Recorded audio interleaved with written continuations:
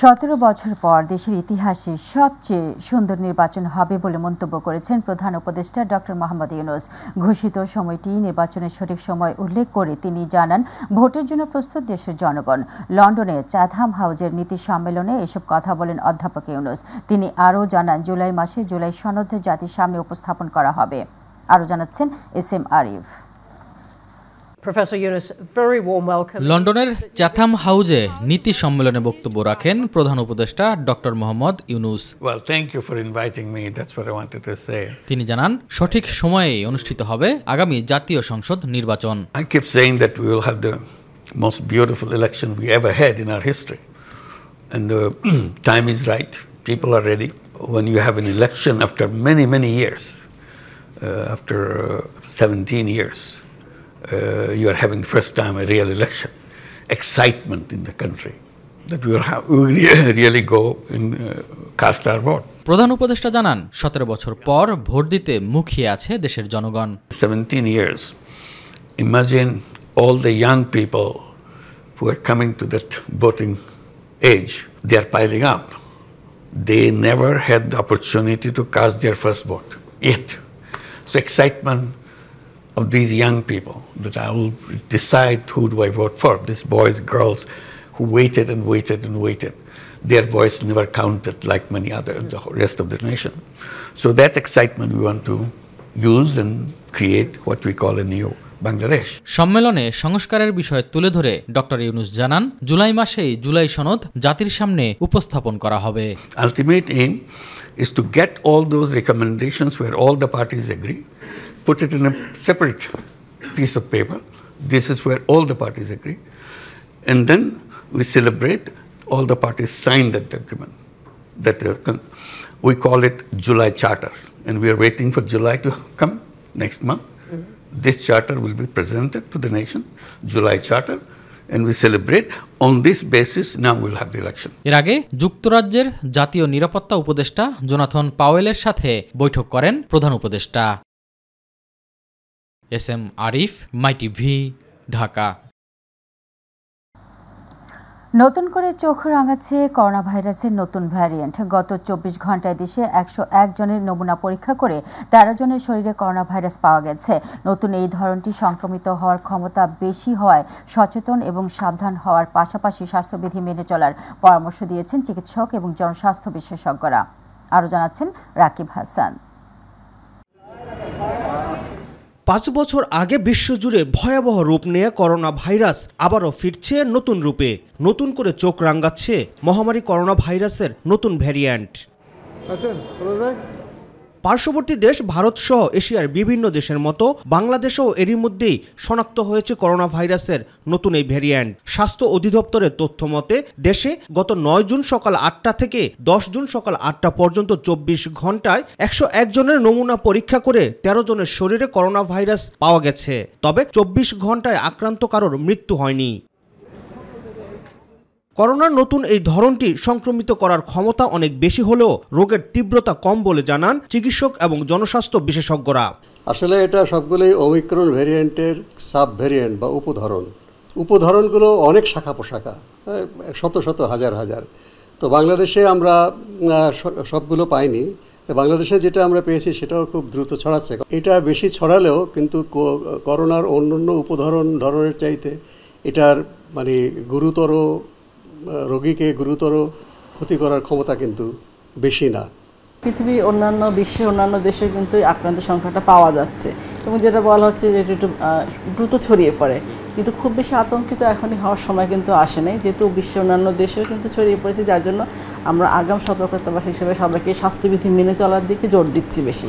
তবে অসাবধানতা এবং অচেতনতায় ধরনটি যে কোনো সময় শক্তিশালী হয়ে উঠতে পারে বলে মনে করছেন তারা। যে উপসর্গ আগের মতো জ্বর থাকে না, এক্ষেত্রে দেখা যাচ্ছে যে জ্বর কাশি না থাকলেও ঘাড়ে ব্যথা, মাথা ব্যথা এই টাইপের উপসর্গ কিন্তু পাওয়া যাচ্ছে। কিছুটা উপসর্গ তো থাকে, ওই উপসর্গ দেখা দিলে চিকিৎসকের সাথে সাথে পরামর্শ নেওয়া উচিত। তবে আমাদের যেহেতু ভাইরাসটা সবসময় নিজেকে পরিবর্তন করে, আমাদের সবসময় নজরদারিতে থাকতে হবে এবং রোগী, তার স্বজন এবং কর্তৃপক্ষকে এ বিষয়ে অবশ্যই সজাগ থাকতে হবে। প্রয়োজনে উচ্চ ঝুঁকিপূর্ণ স্থান যেমন হাসপাতালে মাস্ক ব্যবহার এবং সাবান দিয়ে হাত ধোয়া, উচ্চ ঝুঁকিপূর্ণ ব্যক্তি যাদের রোগ প্রতিরোধ ক্ষমতা কম তাদের চতুর্থ ডোজ ভ্যাকসিন নেওয়ার পরামর্শও দেন এই বিশেষজ্ঞরা। প্রথমত আমাদের হাসপাতালগুলো এবং স্বাস্থ্যকেন্দ্রগুলোতে এই সাবান দিয়ে হাত ধোয়া এবং মাস্ক পরাটা নিশ্চিত করতে হবে, কারণ রোগ তো ছড়ায় সাধারণত এই বড় বড় হাসপাতাল যেখানে অনেক লোক যাচ্ছে। যারা হলো যে বয়স্ক ব্যক্তি আছেন তাদের ক্ষেত্রে ভ্যাকসিনটা, যারা 4 ডোজটা এখন অনেকে আছে 4 ডোজটা কিন্তু এখনও নেয়নি, অবশ্যই নিয়ে, কারণ ভ্যাকসিন যেটা প্রোটেকশন দিচ্ছে তারপরেও কিন্তু স্বাস্থ্যবিধি মানতে হবে। প্রোটেকশন দিলেও মৃত্যু ঝুঁকিটা কিন্তু থেকেই যাচ্ছে, আক্রান্ত যত বাড়বে ঝুঁকিটা তত বাড়বে। এই জন্য অবশ্যই আমাকে প্রোটেকশন নিতে হবে, স্বাস্থ্যবিধি মানতে হবে। রাকিব হাসান, মাই টিভি, ঢাকা। বাংলাদেশে করোনা ভাইরাসের অতি সংক্রামক সাব ভ্যারিয়েন্ট ছড়িয়ে পড়া প্রতিরোধে 11 দফা নির্দেশনা দিয়েছে স্বাস্থ্য অধিদপ্তর। দুপুরে স্বাস্থ্য অধিদপ্তরের এক সংবাদ সম্মেলনে মহাপরিচালক অধ্যাপক ডাক্তার মোহাম্মদ আবু জাফর এই নির্দেশনা দেন।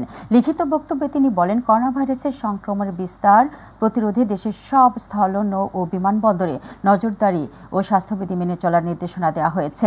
এছাড়া করোনা ভাইরাস মোকাবেলায় নাগরিকদের জনসমাগম এড়িয়ে চলা, জনসমাগমে জরুরি প্রয়োজনে গেলে মাস্ক ব্যবহার করা, ঘন ঘন স্যানিটাইজার বা সাবান দিয়ে হাত পরিষ্কার সহ 11টি নির্দেশনা দেন তিনি।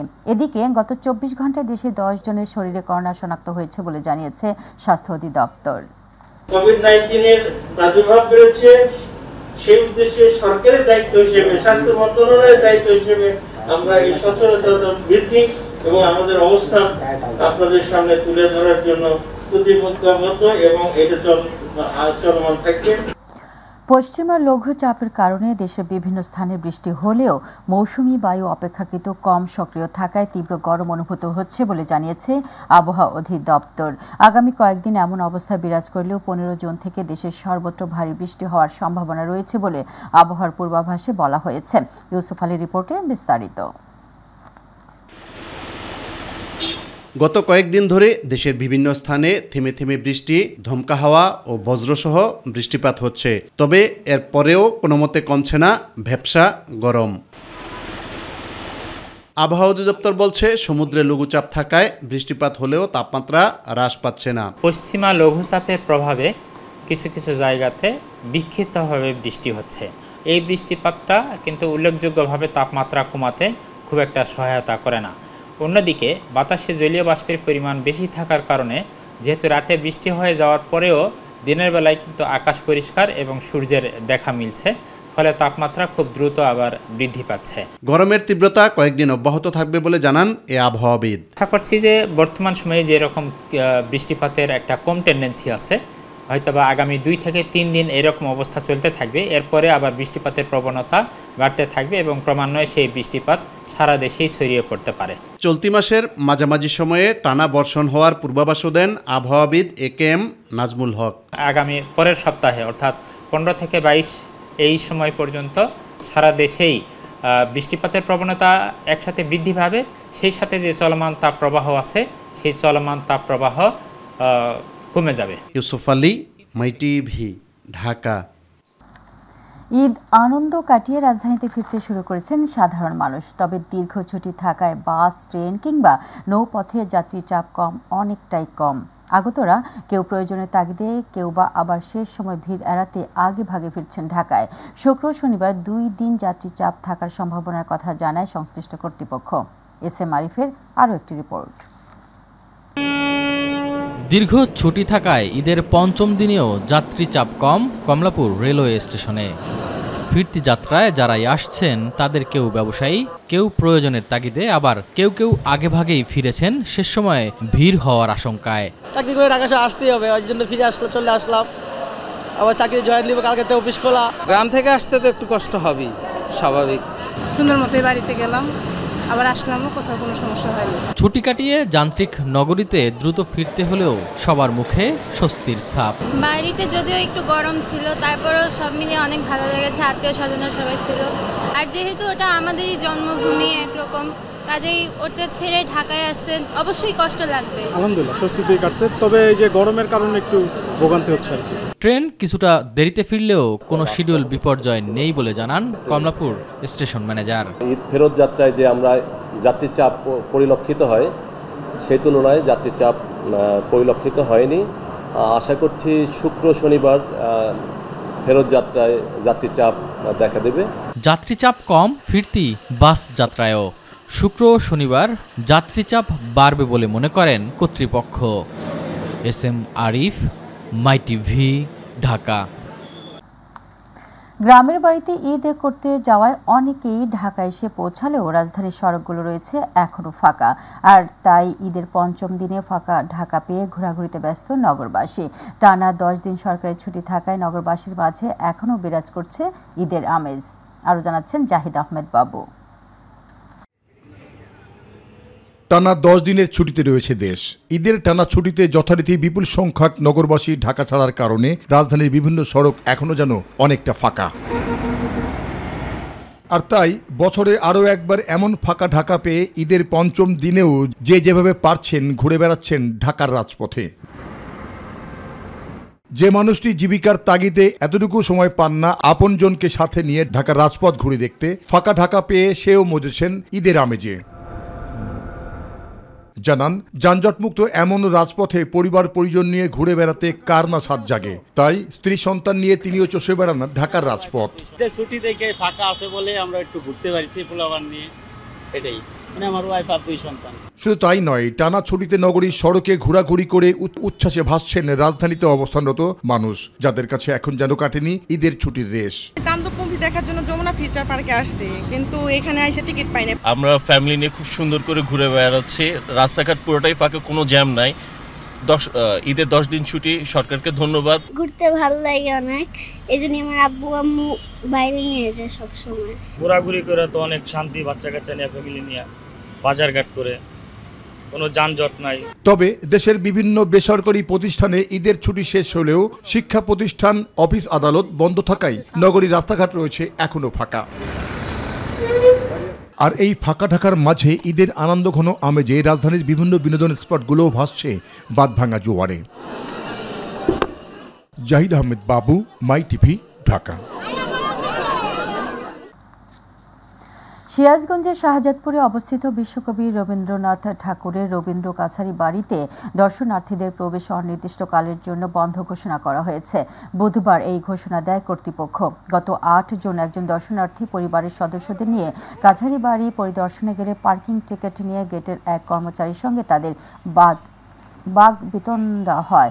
এক পর্যায়ে তা হাতাহাতিতে রূপ নেয়। এই ঘটনার প্রতিবাদে স্থানীয়রা মানববন্ধন ও বিক্ষোভ মিছিল করে। পরে উত্তেজিত জনতা ঐতিহাসিক কাছারি বাড়ির ভিতরে ঢুকে দরজা জানালা সহ বিভিন্ন ঐতিহাসিক গুরুত্বপূর্ণ প্রত্ন সামগ্রী দিয়ে ভাঙচুর চালায়। কাছারি বাড়ির কর্মচারী হাবিবুর রহমান জানান, অনিবার্য কারণবশত দর্শনার্থীদের প্রবেশ বন্ধ রাখা হয়েছে।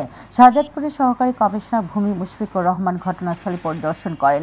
তিনি জানান, ঘটনার তদন্ত চলছে এবং দায়ীদের বিরুদ্ধে আইনগত ব্যবস্থা নেওয়া হবে। প্রসঙ্গ প্রবাস।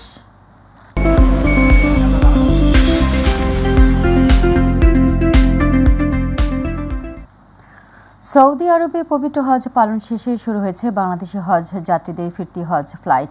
এদিকে হজ শেষ হলেও হারিয়ে যাওয়া 5 জন হজ যাত্রীর সন্ধান এখনও পাওয়া যায়নি। প্রতিনিধি এম সাইফুল ইসলাম জানান, ফিরতি ফ্লাইটের মাধ্যমে নিজ নিজ দেশে ফিরে যাচ্ছেন বিশ্বের নানা প্রান্ত থেকে আসা হজ যাত্রীরা। এদিকে মক্কায় অফিস নিয়ে ভিসা জটিলতায় বিমান বাংলাদেশ এয়ারলাইন্স হজ যাত্রীদের প্রয়োজনীয় সার্ভিস দিতে পারছে না বলে জানিয়েছেন ধর্ম উপদেষ্টা আফম খালিদ হোসেন। এই বছর বাংলাদেশ থেকে 87,157 জন হজ পালন করেছেন। এর মধ্যে 19 জন হজ যাত্রী মৃত্যুবরণ করেন। চলতি বছর পবিত্র হজ পালন করতে সৌদি আরবে গিয়ে এখন পর্যন্ত চিকিৎসা নিয়েছেন 188 জন বাংলাদেশি। এছাড়া 19 জন দেশটির সরকারি হাসপাতালে ভর্তি রয়েছেন। ফিরতি হজ ফ্লাইট শুরু হয়ে চলবে 1 মাস। আগামী 10 জুলাই শেষ হবে এবারের ফিরতি হজ ফ্লাইট। সবকিছুই সুষ্ঠুভাবে সুন্দরভাবে পেয়েছি যখন যা দরকার হয়েছে। ভালোভাবে হজ সম্পন্ন করেছি। আল্লাহ মহান আল্লাহ তাআলা যেন আমাদের সবার হজ কবুল করেন। অসাধারণ একটি হজ আমরা সম্পন্ন করতে পেরেছি। সেই জন্য আমরা সরকার এবং আমাদের সকল সম্মানিত হজ এজেন্সির মালিকদেরকে আন্তরিক ধন্যবাদ জানাচ্ছি। যারা হসপিটালে আছেন, আমাদের মনিটরিং টিম, আমাদের প্রশাসনিক টিম, সহায়তাকারী টিম তাদের খোঁজখবর নিচ্ছেন এবং তাদের উন্নত চিকিৎসার ব্যবস্থা করা হচ্ছে। পবিত্র ঈদুল আজহা উপলক্ষে কাতারে নিযুক্ত বাংলাদেশের রাষ্ট্রদূত নজরুল ইসলামের সাথে ঈদ আনন্দ ভাগাভাগি ও শুভেচ্ছা বিনিময় অনুষ্ঠিত হয়েছে। প্রতিনিধি নাহিদ ইসলাম জানান, আল হেলাল বাহার ভিলাতে আকাশ মিডিয়া ভবনের আয়োজনে বিভিন্ন শ্রেণী পেশার নেতৃবৃন্দদের নিয়ে ঈদ আনন্দ অনুষ্ঠিত হয়।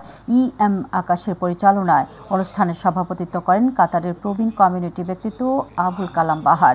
প্রধান অতিথি হিসেবে বক্তব্য রাখেন কাতারে নিযুক্ত বাংলাদেশের রাষ্ট্রদূত নজরুল ইসলাম। আগত অতিথিদের মধ্যে বক্তব্য রাখেন ভারতীয় কমিউনিটি নারী নেত্রী কাউসার হাসান ও আব্দুর রাজ্জাক মোসানি। বাংলাদেশ কমিউনিটির পক্ষ থেকে বক্তব্য রাখেন মাহবুবা আক্তার, হাসান আহমদ, শাহিন আহমেদ।